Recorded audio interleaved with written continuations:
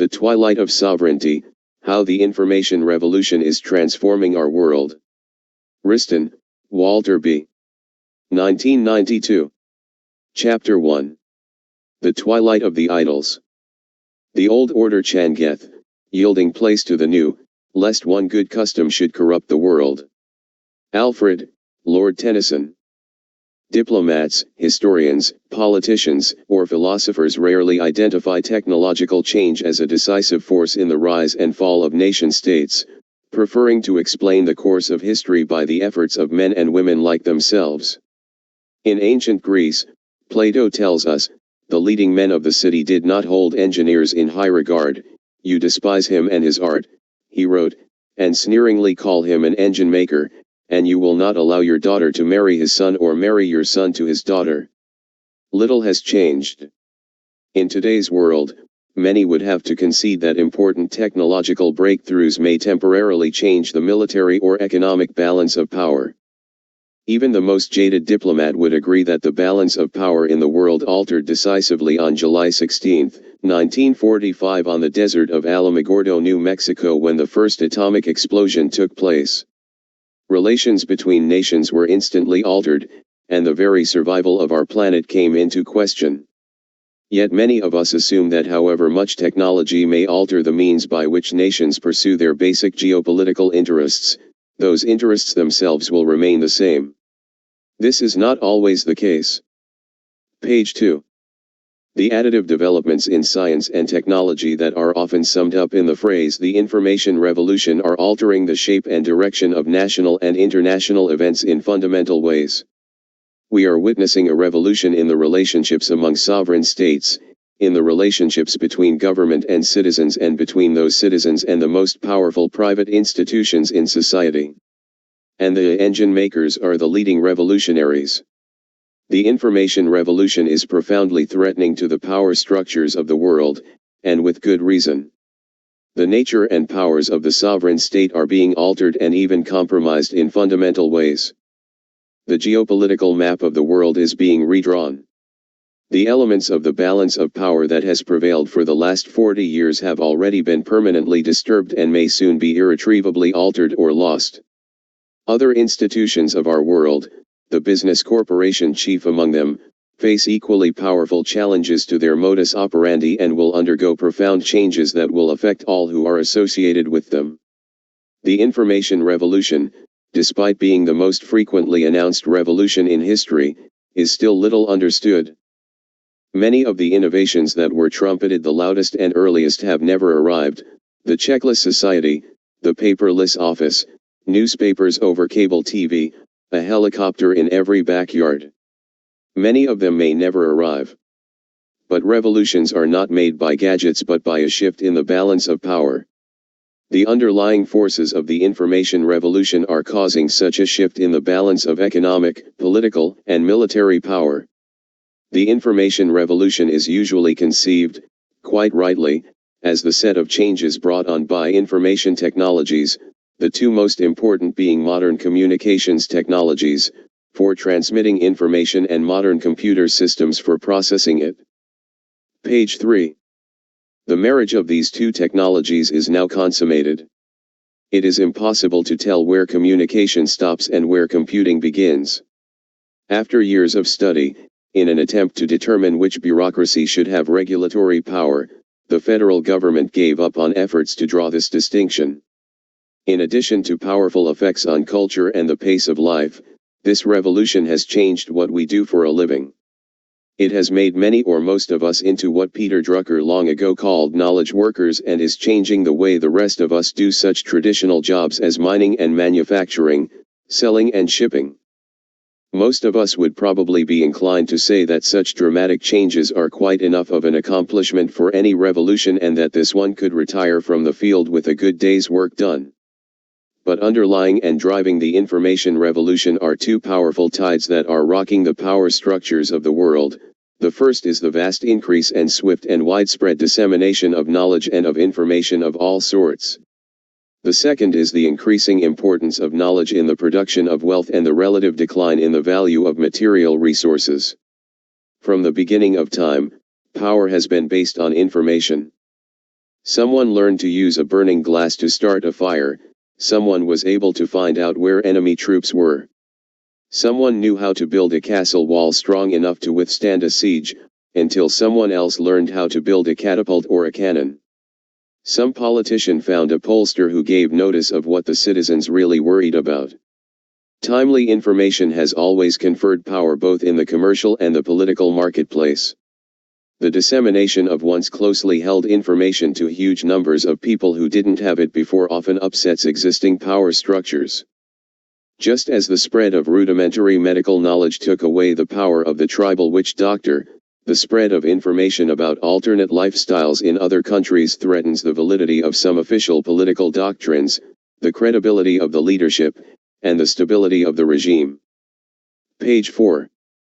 The marriage of the computer with telecommunications, resulting in movement of information at the speed of light and to enormous audiences, tends to decentralize power as it decentralizes knowledge. When a system of national currencies run by central banks is transformed into a global electronic marketplace driven by private currency traders, power changes hands. When a system of national economies linked by government-regulated trade is replaced, at least in part, by an increasingly integrated global economy beyond the reach of much national regulation, power changes hands. When an international telecommunications system, incorporating technologies from mobile phones to communications satellites, deprives governments of the ability to keep secrets from the world, or from their own people, power changes hands. When a microchip the size of a fingernail can turn a relatively simple and inexpensive weapon into a Stinger missile, enabling an illiterate tribesman to destroy a multi-million-dollar armored helicopter and its highly trained crew, power changes hands. The dictionary defines knowledge as the acquaintance with facts, truths, or principles, as from study or investigation. But knowledge can also be thought of as what we apply to work in the production of wealth. Knowledge is the ultimate source of value in work. A rabbit running free through the meadow is not wealth. It becomes wealth as a result of information applied to the work of a hunter, information about where to find game, how to stalk it, how to throw a spear or shoot an arrow, how to make the arrow, the bow, or the spear. All these bits of information taken together and applied to the hunter's work produce value, that is, dinner for the hunter, his family, or the whole tribe. Economists have a name for the work the hunter does to turn rabbit into roast, value added. Page 5. Even in ancient days a considerable portion of that value added was intellectual, the hunter's knowledge and skill. Nevertheless, in those days the bulk of the value added was physical, long days in the field pursuing the rabbit, long and arduous efforts in shaping spear or bow, sharpening arrow or spearhead. And, of course, the original value in the deal was supplied by the rabbit, which fattened itself up in the meadow in pursuit of an agenda somewhat different from the hunter's. Economic progress is largely a process of increasing the relative contribution of knowledge in the creation of wealth. The value of an ear of wild grain harvested by hunter-gatherers was almost entirely material, a gift of nature. Come the agricultural revolution, and an ear of hybrid corn grown in carefully fenced, rotated, fertilized, and irrigated fields is to a very considerable extent the product of mind. The Industrial Revolution advanced the process further still as men greatly increased their capacity to manipulate matter and shape it to their needs. In our time, the knowledge component of nearly all products has vastly increased in importance. As George Gilder has pointed out, the fundamental product of the information age, the microchip, the key component of all modern communications and computer technology, consists almost entirely of information. Raw materials account for about 1% of its costs, labor of the traditional sort for another 5%. A majority of the cost and value comes from the information incorporated into the design of the chip itself and into the design and development of the highly specialized equipment used to manufacture it. The information technologies made possible by the chip have a profound effect on the rate of advance of all science, since calculations that used to take years can now be done in minutes. Scientific knowledge is currently doubling about every 15 years. This vast increase in knowledge brings with it a huge increase in our ability to manipulate matter, increasing its value by the power of mind, generating new substances and products unhinted in nature and undreamed of but decades ago. Page 6.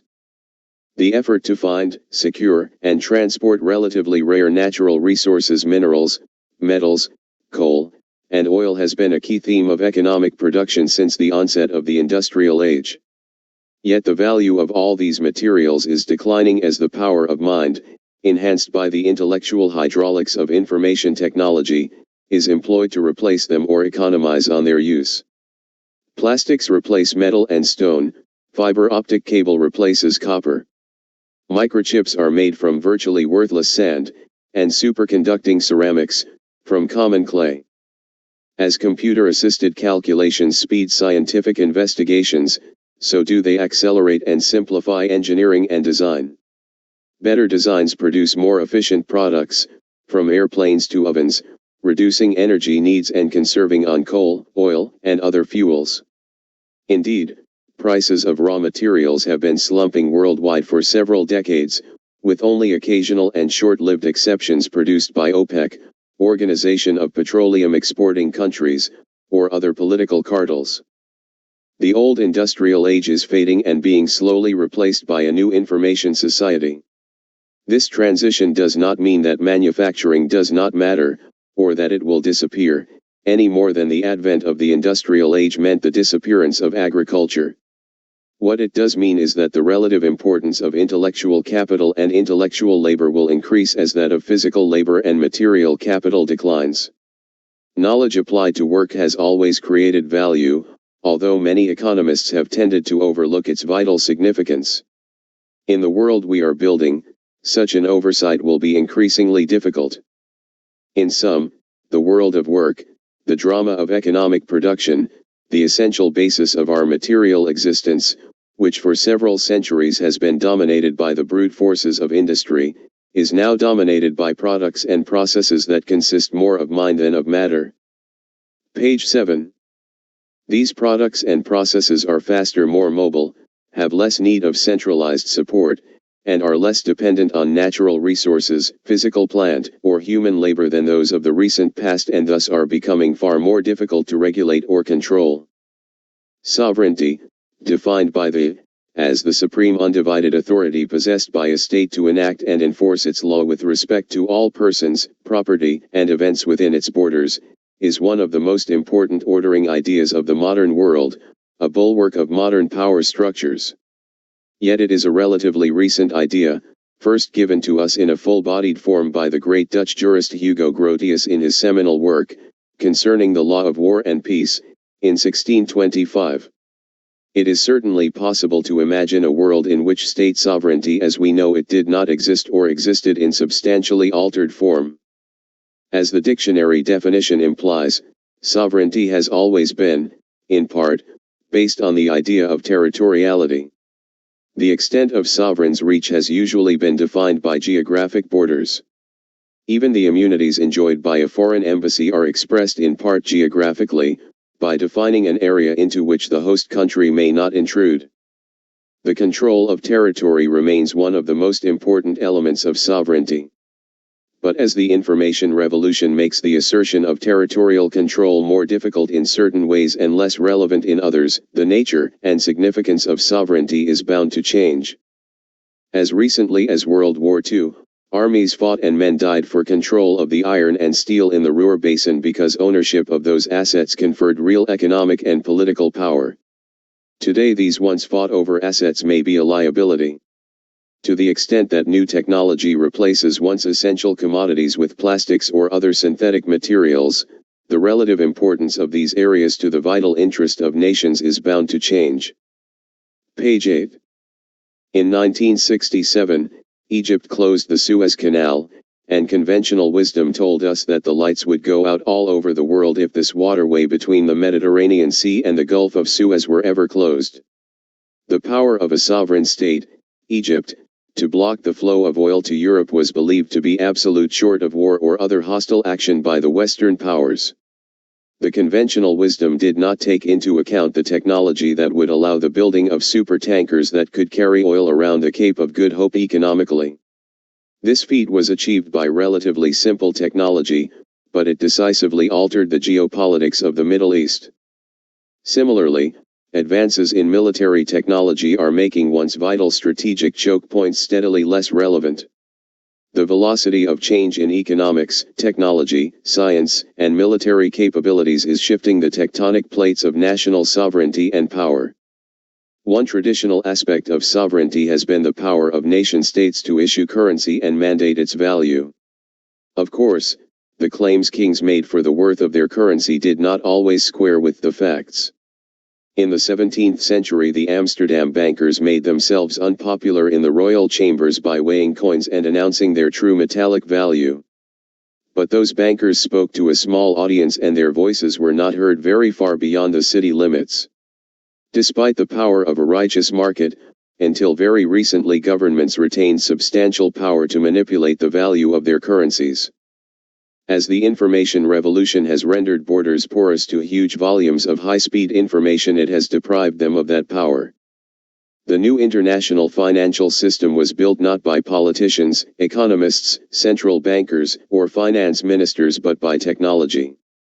Today, information about the diplomatic, fiscal, and monetary policies of all nations is instantly transmitted to electronic screens in hundreds of trading rooms in dozens of countries. Page 9. As the screens light up with the latest statement of the President or the Chairman of the Federal Reserve, traders make a judgment about the effect of the new policies on currency values and buy or sell accordingly. The entire globe is now tied together in a single electronic market moving at the speed of light. There is no place to hide. This enormous flow of data has created a new world monetary standard, an information standard, which has replaced the gold standard and the Bretton Woods agreements. The electronic global market has produced what amounts to a giant vote-counting machine, that conducts a running tally on what the world thinks of a government's diplomatic, fiscal, and monetary policies. That opinion is immediately reflected in the value the market places on a country's currency. Governments do not welcome this information standard any more than absolute monarchs embraced universal suffrage. Politicians who wish to evade responsibility for imprudent fiscal and monetary policies correctly perceive that the information standard will punish them. The size and speed of the worldwide financial market doom all types of central bank intervention, over time, to expensive failure. Moreover, in contrast to former international monetary systems, there is no way for a nation to resign from the information standard. No matter what political leaders do or say, the screens will continue to light up, traders will trade, and currency values will continue to be set not by sovereign governments but by global plebiscite. The new global market is not limited to trade in financial instruments. The world can no longer be understood as a collection of national economies. The electronic infrastructure that now ties the world together, as well as great advances in the efficiency of conventional transportation, are creating a single global economy. Commerce and production are increasingly transnational. The very phrase international trade has begun to sound obsolete. In the past, companies generally exported and imported products. On a national level, these transactions were aggregated and balanced according to the rules of a zero-sum game. Today this is no longer the rule. Page 10. A product may have value added in several different countries. The dress a customer purchases at a smart store in New York may have originated with cloth woven in Korea, finished in Taiwan, and cut and sewed in India. Of course, a brief stop in Milan, to pick up a Made in Italy label is de rigueur before the final journey to New York. Former Secretary of State George Shultz recently remarked in a speech a few months ago, "I saw a snapshot of a shipping label for some integrated circuits produced by an American firm. It said, made in one or more of the following countries: Korea, Hong Kong, Malaysia, Singapore, Taiwan, Mauritius, Thailand, Indonesia, Mexico, Philippines. The exact country of origin is unknown." That label says a lot about where current trends are taking us. Whatever the correct word for these phenomena, trade certainly seems an inadequate description. How does one account in the monthly trade figures for products whose exact country of origin is unknown?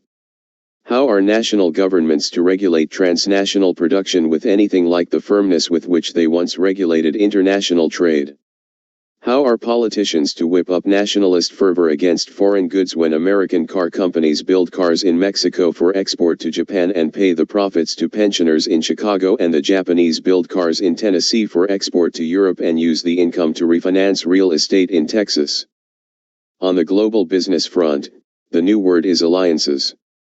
Almost every day one reads about an American company and a Japanese company, or a Swedish company and a German company. The list of combinations is endless, forming an alliance to offer a new product in a multinational horizontal integration of manufacturing, marketing, finance, and research. Page 11. As these alliances grow and strengthen over time, it will become harder and harder for politicians to unscramble the emerging global economy and reassert their declining power to regulate national life. The global market has moved from rhetoric to reality almost before we knew it. The old political boundaries of nation-states are being made obsolete by an alliance of commerce and technology. Political borders, long the cause of wars, are becoming porous. Commerce has not waited for the political process to adjust to technology but has tended to drive it.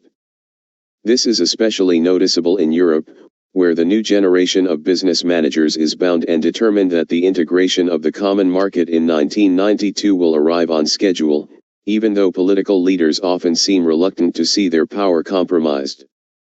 Within national borders, sovereignty has traditionally entailed the government's power to regulate the leading enterprises of society, from healthcare to heavy industry. In an economy dominated by products that consist largely of information, this power erodes rapidly. As George Gilder has written, a steel mill, the exemplary industry of the industrial age, lends itself to control by governments. Its massive output is easily measured and regulated at every point by government. By contrast, the typical means of production of the new epoch is a man at a computer workstation, designing microchips comparable in complexity to the entire steel facility, to be manufactured from software programs comprising a coded sequence of electronic pulses that can elude every export control and run a production line anywhere on the globe. The information revolution not only makes the microeconomy more difficult to regulate, it makes the macroeconomy, the world of gross national product, GNP, aggregate demand, and seasonally adjusted statistics, harder to measure and therefore harder to control. Page 12. Many of the terms we use today to describe the economy no longer reflect reality. Everyone knows, for example, that all the lights would go out, all the airplanes would stop flying, and all the financial institutions and many of the factories would shut down if the computer software that runs their systems suddenly disappeared. Yet these crucial intellectual assets do not appear in any substantial way on the balance sheets of the world. Those balance sheets, however, do all reflect what in the industrial age were tangible assets, buildings and machinery, things that can be seen and touched. How does a national government measure capital formation when much new capital is intellectual? How does it measure the productivity of knowledge workers whose product cannot be counted on our fingers? If it cannot do that, how can it track productivity growth? How does it track or control the money supply when the financial markets create new financial instruments faster than the regulators can keep track of them? And if it cannot do any of these things with the relative precision of simpler times, what becomes of the great mission of modern governments? Controlling and manipulating the national economy. Even if some of these measurement problems are solved, as some surely will be, the phenomena they measure will be far more complex and difficult to manipulate than the old industrial economies. The single most powerful development in global communication has been the satellite, born a mere 31 years ago with the launch of Sputnik. Satellites now bind the world, for better or worse, in an electronic infrastructure that carries news, money, and data anywhere on the planet at the speed of light. Satellites have made borders utterly porous to information. Geosynchronous satellites can and do broadcast news over curtains of iron, bamboo, or adamant to anyone with a handheld transistor radio. Page 13. One of the fundamental prerogatives assumed by all sovereign governments has been to pursue their national interests by waging war. Today this prerogative is being severely circumscribed by information technology. No one who lived through America's Vietnam experience could fail to understand the enormous impact that television had in frustrating the government's objective in Southeast Asia. Knowing in a general way that war produces violent death is one thing, but watching the carnage of a battle or the body bags being unloaded at Dover Air Force Base, on your living room television set is quite another. We have seen in the United States an organization publish the names of American agents in place overseas. We have read accounts in national newspapers detailing American naval and troop movements at a time of national emergency. Recently, a private company forced a superpower to change its policy. This occurred when the government monopoly on photographs from space was broken by the launching, in February 1986, of the privately owned French satellite, Spot. When the pictures of the Chernobyl nuclear disaster taken by Spot appeared on the front pages of the world's newspapers, the Soviet Union was forced to change its story and admit that the event was much more serious than it had previously claimed. In this instance the technology was not new, but the power to use information shifted from the government to the private sector. The event posed a continuing dilemma. What Spot revealed about Chernobyl, it can also reveal about American military sites. There is no American censorship of Spot pictures as there had been on a de facto basis of photos taken from the American government's Landsat satellite. While the resolution of Spot's picture is only 10 meters, it will undoubtedly be improved. The next logical development might be for an international news agency to purchase its own high-resolution satellite. Such a purchase would be a good deal less expensive, for instance, than the cost of COV airing the Olympics. Page 14. If this happens, the guardians of national security will clash in space with the defenders of the First Amendment. If democratic societies will have difficulty adapting to what amounts to a whole new definition of sovereignty, closed societies such as the Soviet Union will have a much more difficult time. Communist regimes have always based their power in part on their ability to control what their citizens see and hear. That control was seriously eroded by technology. News of the in Eastern Europe was instantly relayed by radio and TV to the people of the former Soviet Union. The number of VCRs available in Moscow has been growing daily. Satellites are no respecters of ideology. Even the most draconian measures would be unlikely to halt the trend. Nor can the former Soviet Union afford draconian measures. On the contrary, it faces an economic imperative to loosen controls further. Modern economies require access to huge amounts of information and the computer power to manipulate it. The free flow of scientific and technological knowledge is essential to innovation and continued productivity. Millions of researchers, scientists, and citizens in the United States now have access through their personal computers, PCs, to more than 3,000 publicly available databases, some storing billions of bits of technical, demographic, or scientific data. The Soviet Union, in which information is the monopoly of the state and where even the GNP is a classified number, handcuffed itself. If the Kremlin wishes to keep up with pace with the West, it must allow its people to participate in the information revolution. But if it does so, it will lose an essential tool of state control. It is a Hobson's choice, and it will get more difficult over time. Indeed, history has resolved the dilemma with a swiftness that took all pundits by surprise. The satellite, for all its power, is but a subset of a whole new class of information weapons, weapons whose value is supplied largely by information technologies. As a rule, information weapons are equalizers that help small nations against large and favor defender over invader. Page 15. Perhaps the most dramatic current example is the use of the Stinger by the Mujahideen against the Russian invaders. The Stinger is one of the first truly smart missiles to be used extensively in battle. It has demonstrated decisively that artificial intelligence can make a weapon costing but thousands of dollars, and affordable to even guerrilla armies, the superior of multimillion-dollar aircraft affordable in any considerable quantity only to the superpowers. A less violent, but perhaps more destructive information weapon is the software virus, dramatically illustrated in November 1988 by the invasion of a Department of Defense computer network by one such destructive program. Scott A. Borman and Paul Levitt have argued that with computer software now 80% of U.S. weapons system in development, attacks on the software may be the most effective, cheapest, and simplest avenue to crippling U.S. defenses. Such sabotage may be within financial and technical reach of the smallest nations. The challenge to national sovereignty posed by the information revolution is being replicated in various ways throughout most of the institutions of the modern world. In the business organization, the person who truly understands the impact of technology has become a vital part of the whole strategic business process. We see new corporate structures developing to manage new manufacturing methods, products, and delivery systems.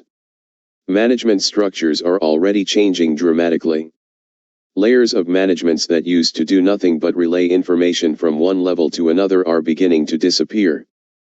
Business is learning that these positions are no longer needed now that information technology allows the rapid transmission of vital information to all levels of management without human intervention. Instead, the old military mode of hierarchical organization is giving way to flatter structures designed for the faster response times needed to serve dynamic global markets. Page 16, a walk through a modern factory makes the point. Manufacturing plants are being run by computer hardware and software. The man with the clipboard who makes sure the widgets are in the right place on the shop floor at the right time is disappearing, the computer does it. The task of transmitting upward information on the state of the business is even more thoroughly automated. And more people in the system now have access to that information. Reports that used to take days or weeks to prepare, as well as the considerable support staff available only to senior management, are now available throughout the system at the stroke of a few computer keys. Plato wrote that democracy cannot extend beyond the reach of a man's voice, a limitation that provided a pretty good justification for the old system. In the new world, we may not see corporate democracies, but we will see the skills of command outstripped by the demand for leadership. This sea change in our most important economic institutions, indeed in any of our great bureaucracies, will affect our daily lives and work in important ways. But as we shall see, the effects on society as a whole, while more subtle perhaps than those brought about by a revolution in the meaning and practice of national sovereignty, may be every bit as profound. One of the recurring themes of history is our apparent inability to credit information that is at variance with our own prejudgments. Examples abound. The great historian Barbara Tuchman uses the Japanese attack on Pearl Harbor to illustrate the point. Though Japan had opened the Russo-Japanese War in 1904 by a surprise attack on the Russian fleet, American authorities years later dismissed the possibility of a similar maneuver. We had broken the Japanese code, we had warnings on radar, we had a constant flow of accurate information, we had all the evidence and we refused to interpret it correctly, just as the Germans in 1944 refused to believe the evidence at Normandy. Men will not believe what does not fit in with their plans or suit their prearrangements. Page 17. This phenomenon, unfortunately, is not limited to discrete events. Few members of the current power structure wish to contemplate its decline, preferring to cherish the plans they have made, the strategies for victories economic, political, or military. But the contests for which they have faithfully prepared may never come, at least in the form expected, because the rules have been changed forever.